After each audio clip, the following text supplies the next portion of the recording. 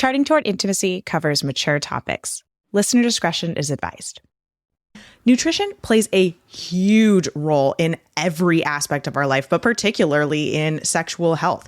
Today we have Ginny Noce on, joining us to share some amazing tips and wisdom on how nutrition plays into men's sexual health issues, things like erectile dysfunction and infertility. I am so excited to share this interview with you. Welcome to Charting Toward Intimacy, the sex and intimacy podcast for Catholic women. My name is Ellen Holloway. I am a Catholic speaker and coach who specializes in sex and marital intimacy, and I am on a mission to help you actually enjoy and desire good, holy sex with your spouse. Let's jump into the episode. All right. Welcome, Ginny, to the podcast. I am so excited to be here, Ellen. I'm just so excited for this conversation. This is a topic that I know very little about. And so this is when I love to have guests on because I can just ask the questions and I'll learn alongside everybody listening, which is fantastic. So Ginny, can you just start off by telling us a little bit about yourself and the work that you do? Yeah, so I am a registered nurse and a fertility awareness instructor with a master's degree in nutrition. And I opened my private practice, the Women's Health RN, and I help women optimize their hormone health, their fertility, and all the good stuff that comes with that using diet and lifestyle. So it's been a really fun journey. A little bit more background too, as when I started my nursing career, I immediately was in the world of endocrinology and hormone health.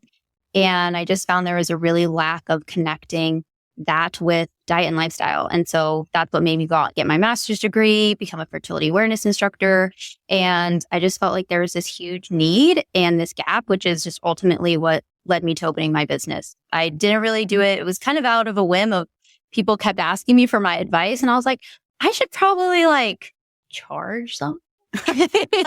At some point, I was like, okay, I care. Apparently I'm decent at this. And then, it's been a super fun journey since then. And I'm also a mom of 2 little girls. I have a 3-year-old and a 9-month-old and a physical therapist husband. So we're definitely the medical field kind of people. So that's what I do and what I love to do.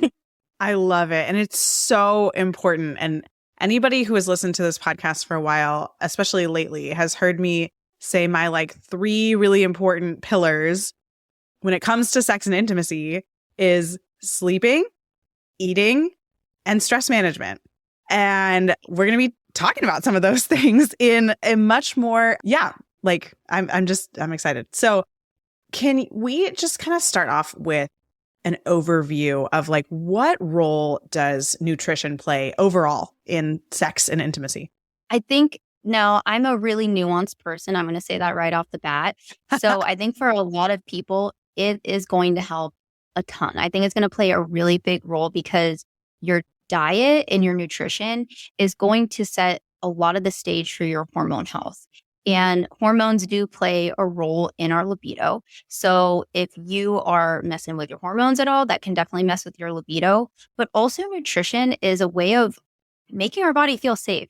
If we're lacking nutrients, if we're skipping meals, that can definitely stress out our nervous system. And then, you probably talk a ton about this is, your nervous system is going to play also a huge role in your libido and sexual health as well. So it has a dual role of just impacting our hormones, that really physiological level. And then it's really is also going to impact our nervous system a ton. So it would definitely be like you said, it's one of your top things too. Eating is huge. Just not even skipping meals is number 1, but also having a really solid nutrition is really going to set the stage for a nice, healthy libido, sexual health. Absolutely. I love what you said about safety because we talk a lot about that from the mental side of things that especially for us women, it is vital to feel safe in order for us to even have the possibility of being aroused. But then on a more physiological side, it makes perfect sense that our body needs to feel safe. And I've talked about this before too, when it comes to stress and the way that we eat affects our stress, right? When it comes to stress, sex is not a stress response for women. It is for men, because when men are highly stressed, like thinking they're going to die, like biologically, they want to continue the population. But when women are highly stressed, they biologically don't want to get pregnant because that's going to make it harder to stay alive. So anyway, I just love that you mentioned safety there, because that's so big. I think it's so huge. When with my clients, I have a huge, I have some pre-recorded modules, and I have these stress buckets and what your body is perceiving as stress. Because, right, there's so much that we think of you're mentally stressed, your job is stressful. Absolutely. That's all true. Your kids are all true. But there are stressors to your body, like I said, nutritional stressors have that category. So if you're having blood sugar imbalances, or if you have inflammation in the body, those are physiological stressors to the body that it's going to perceive as a stress, right? If you're run down, you don't have the nutrients and things like that, your body is stressed out. Whether or not you feel mentally stressed is a different story. Now, I would argue though, too, if you have nutritional stressors, that's only going to drive your mental stress. You're not going to be able to cope as well with those mental stressors. Definitely. So that's another big thing. The more you're adequately, fueled, having proper nutrition, you are also going to decrease your mental stress. We see that a lot in studies too, that, the more you are, the healthier you are, the lower your inflammation, the actual less mental stress you have as well. So, I think really big with nutrition that I try to tie into people is that it actually is really going to affect also the mental part of things as well. Love that. Oh my gosh. Okay, so we're going to shift a little bit in here, because you probably read the topic of this episode and you're like, wait a second, they haven't talked about this at all yet.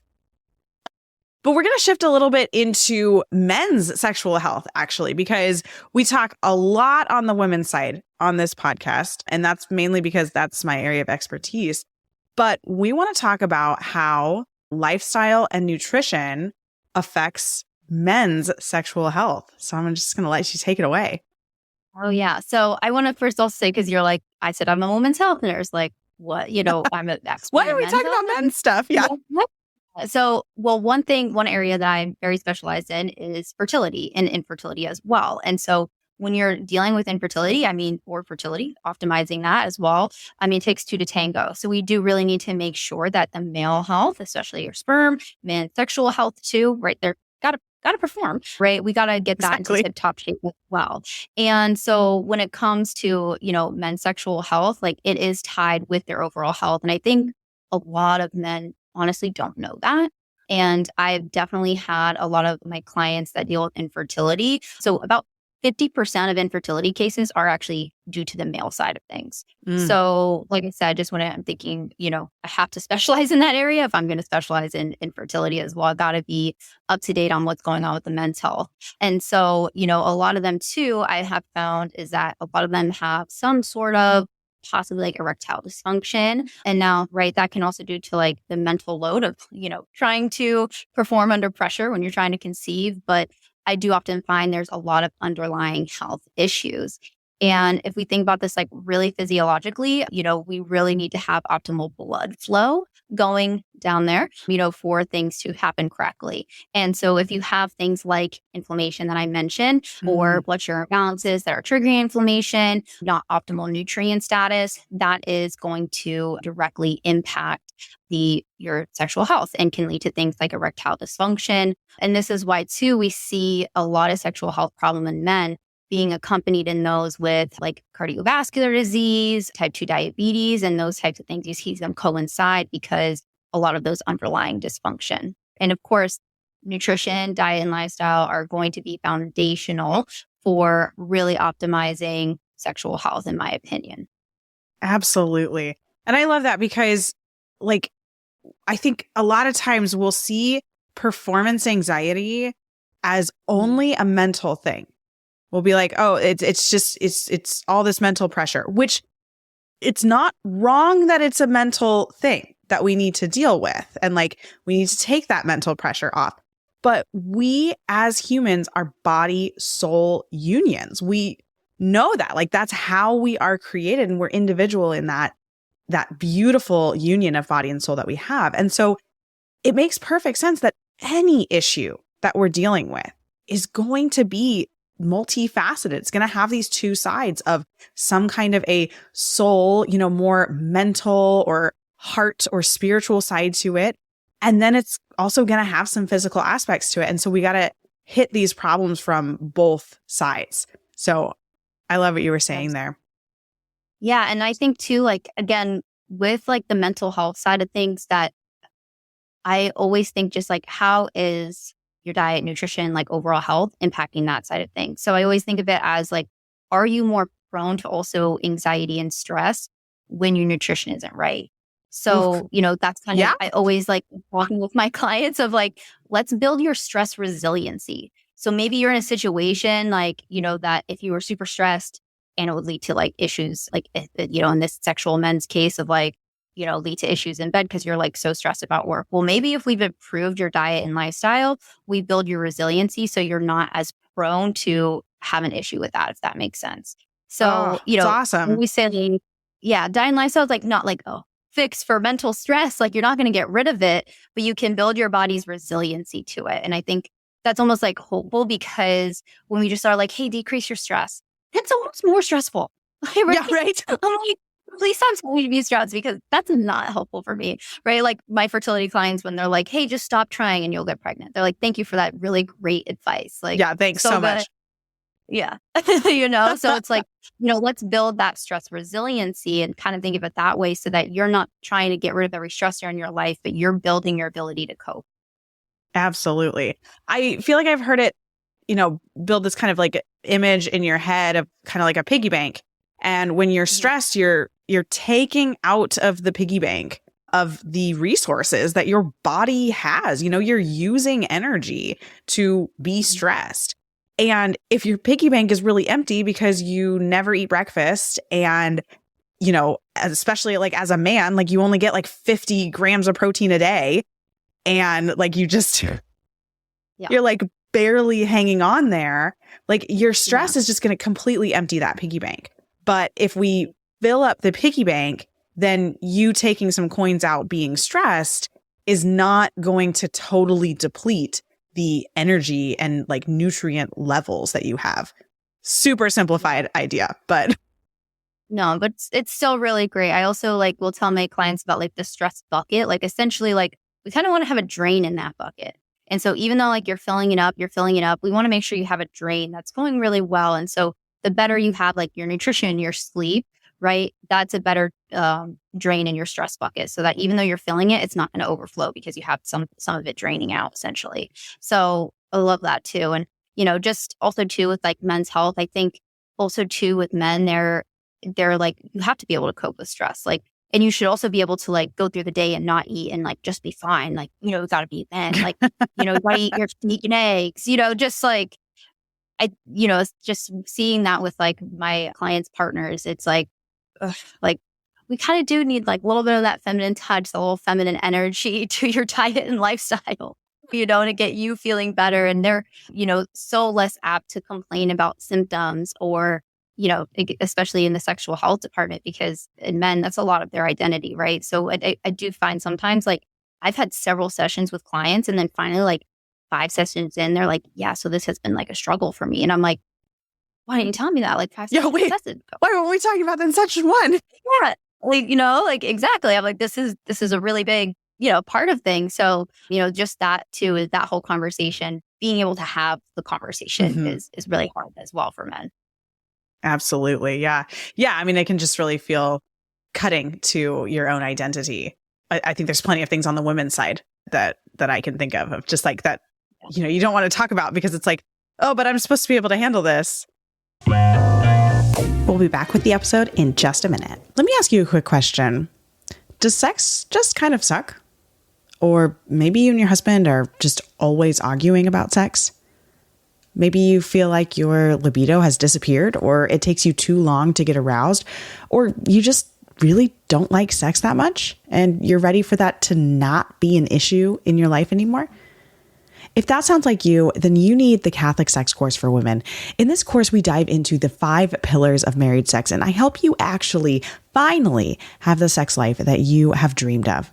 Sex is so good. It is so holy, and you deserve to actually enjoy and find pleasure in your sex life. Check out the Catholic Sex Course for Women at vinesandfullbloom.com/Catholic Sex, or click the link in the show notes. So what would you say would be the top couple of tips that you have for men looking to improve sexual function? Top things would be to improve antioxidant status. So one big thing is increasing, it's called nitric oxide. And you know how, the drug Viagra, right? One of its main ways that it works is that it increases nitric oxide, and that's increasing that blood flow. So, we get the results of that.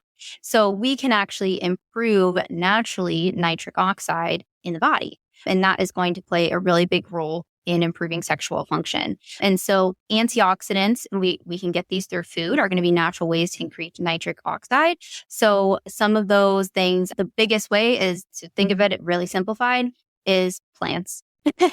And Plants. most men not eating enough plants. And so specifically fruits and vegetables. So some of my favorite vegetables are going to be dark leafy greens like our spinach, kale, arugula, our cruciferous vegetables, which are like broccoli, Brussels sprouts, cauliflower. And then fruits, especially those really rich in vitamin C, like berries, and then citrus fruits. I said fruits. Citrus fruits being like orange, grapefruit, kiwis, and then also anything very dark pigmented. They're called polyphenols, compounds that are in food. So just think of things that are really rich and dark pigmented, like matcha, like green tea, has that really deep pigment.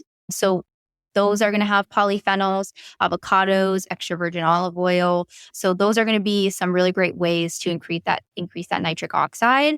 And then the second thing is going to be L-arginine, which is an amino acid. And so easy ways to get that, that's going to be like your meats. So, men love meat usually. So, your chicken, your red meat, nuts and seeds, whole grains. So really, by increasing your plant consumption, you can really improve that antioxidant capacity, especially your fruits and vegetables.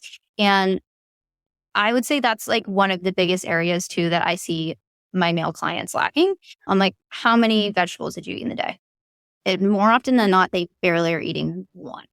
So really by just like starting to up it, ideally, I would like someone around 4 cups of vegetables a day.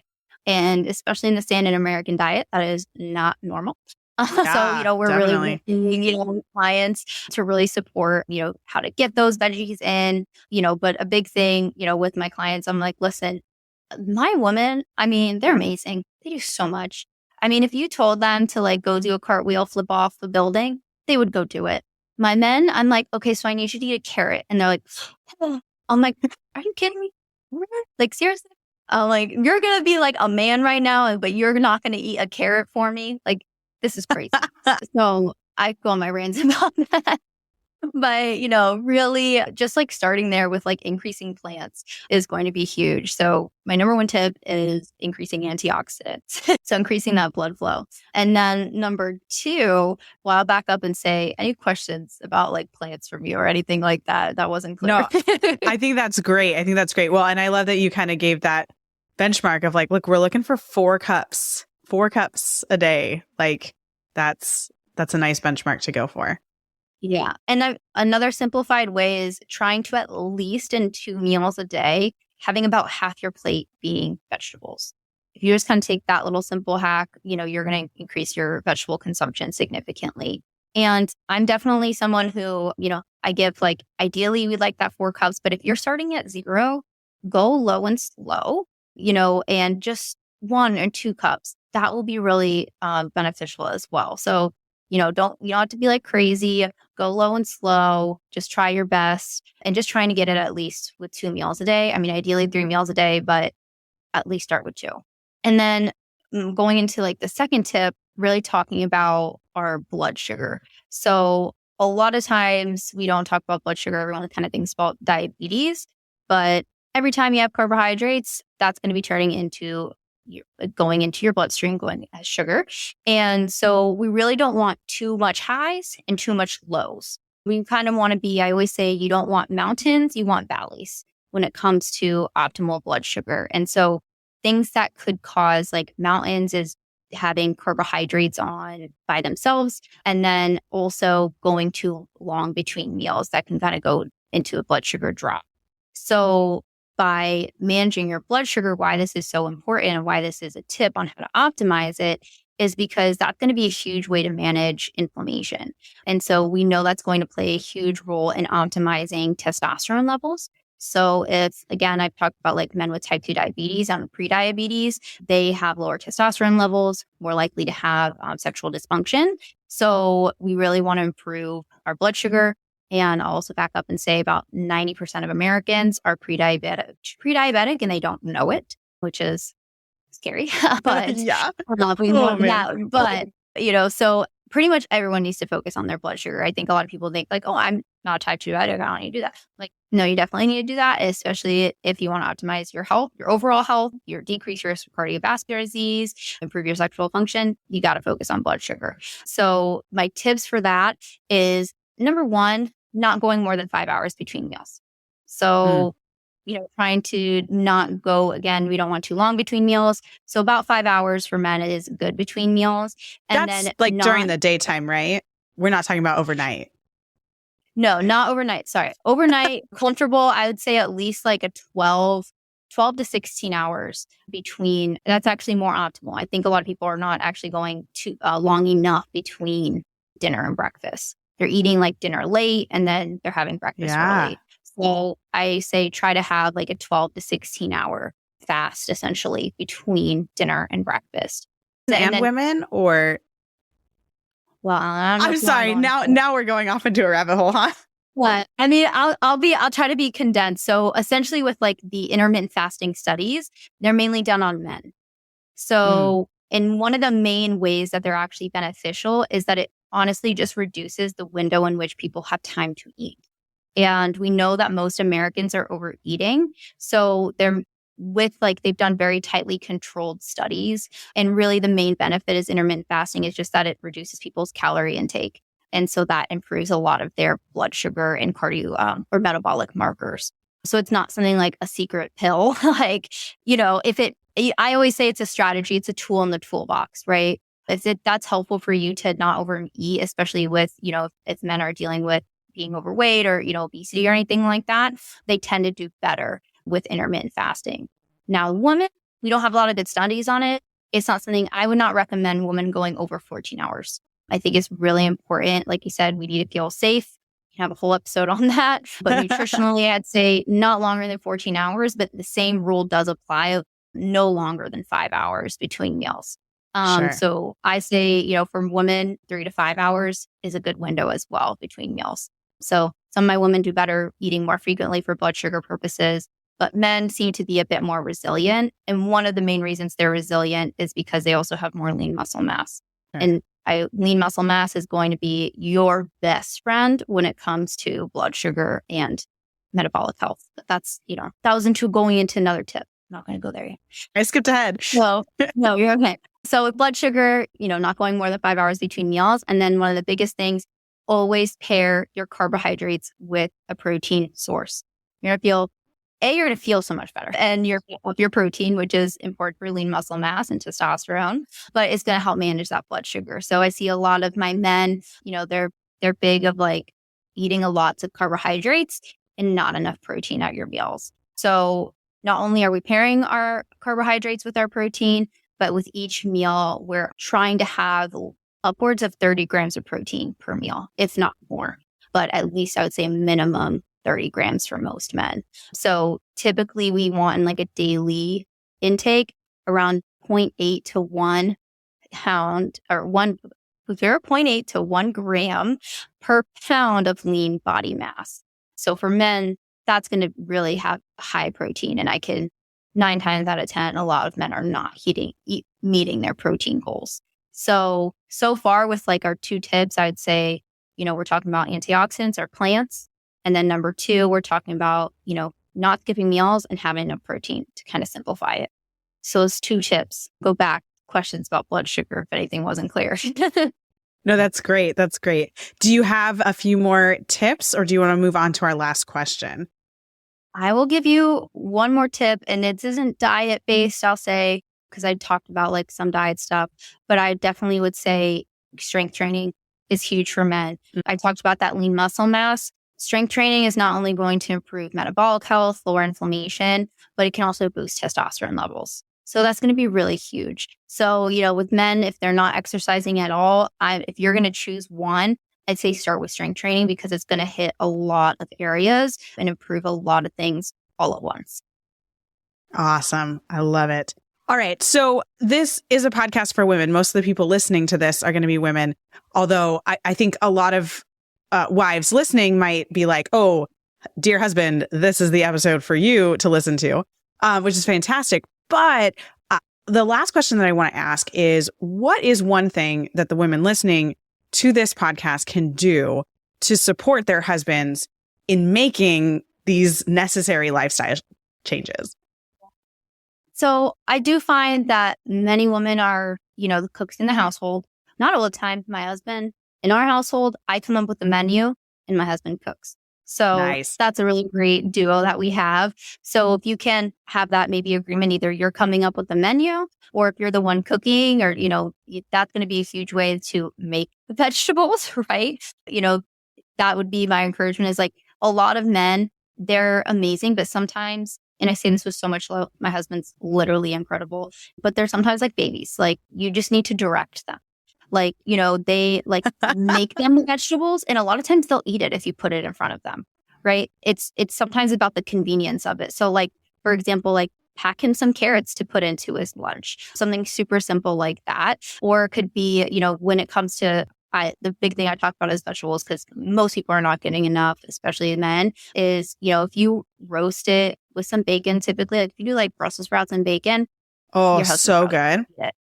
Yeah. Mm-hmm. Like you can make them good. Probably don't like boil your vegetables. Like I'd probably say nice saute, garlic, pepper, onion, very good. Or if you're roasting them, definitely like season with garlic, salt. Like I said, you could add some bacon if it's more palatable. So I'd say first, if you can control the cooking, and that would be like my number one. And then number two, like especially with like working out and like exercise, I would say, one of the biggest things you can do is sometimes it's hard to start, but if they do a workout, being like, that's so awesome. Like being very like encouraging of it. Like, men, you can be like, babe, you look great. Like that was really attractive that you did that. Right. And yes. I bet you they'll do it again. Like, they're definitely more men I feel like are kind of the words of affirmation, so being very encouraging instead of, kind of nagging. Like you don't want to be their mom about it. Right. Definitely. So doing it in a way that's like loving. And then, if you, I don't want to say entice them, but if you're telling them they're looking good, maybe that results to other things happening in your evening. I would bet you to say that's pretty good motivation for them. Yes. Well, and then too, like, I'll cover too, just really fast, things that we want to kind of like decrease also in the diet so they can, be aware too, like our refined carbohydrates, like flours, fried foods, sodas, baked goods. So I think too, like I see a lot of sodas too. So if you could, try to help them, work with them to like replace it, with something else. Like sometimes I've had like lemon water, even switching to diet soda over full sugar soda is actually beneficial. A lot of people are like, no soda, just water. And I'm like, if that's not realistic, switch to diet soda first. Trying to get that excess sugar out of the diet is really helpful. So those refined carbohydrates, added sugars, anything with like trans fat, that's typically going to be very processed foods. So really trying to decrease those from the diet. And then, so your job as a woman, I'm thinking increase their veggie and fruit intake. And kind of coming up, I actually just sat down last night, literally with my husband, because I was like, we realized he has very low fiber in his diet right now. And so we were like brainstorming. I'm like, honey, we really need to increase your fiber. Like, how can we do this? So I sat down with him. I was like, okay, name me some fruits that you like. And I was like, okay, in your bag, like when we go to work, like, can you take a baggie of carrots? Can you take an apple and have that as like a side to your meal? Just kind of like help them sit down and realize like, what do they need and kind of help them assess it. Like, help them list it out. Like, honey, what do you like to eat? And then be like, okay, cool. Like, how can we make this happen? So that's kind of how, I personally do it. And then that's how like I'll do it with my clients. I'm like, what do you like? Because sometimes, or like sneaking like I always like sneak like spinach or dark leafy greens inside a smoothie or in eggs. Yeah. So it's something else we do, like always cooking it in something, because 9 times out of 10, they're not just going to have a salad. And that's not really going to fill a man up. It's not like a salad's not the best. So either sneaking it in. So hopefully those are some practical tips, and then hyping them up. When they do these things, it's probably also going to look more attractive. Like I always find like when the other spouse is taking care of their health, it's so attractive, because that means they're optimizing their sexual health. They're looking better. They're feeling better. They're probably in a better mood. Like your household is going to be so much happier the better you focus on your diet. Like 9 times out of 10, I would say probably like 10 out of 10 times. I love that. Oh my gosh. That's so helpful. And just from both sides, right? Like us women, if we're focusing on our nutrition as well. Ginny, thank you so much for coming on the podcast and sharing all of this wisdom. I think we're going to have you back on and talk about things from the women's side too, because I've got more questions. I'm sure people listening have more questions. So maybe in a couple of months, we'll have you back on the podcast. Yeah. You get this baby out. Yeah. And then we'll chat again. I need to have a baby first, and then you come back on. I love it. Well, hopefully I'm not having a baby again.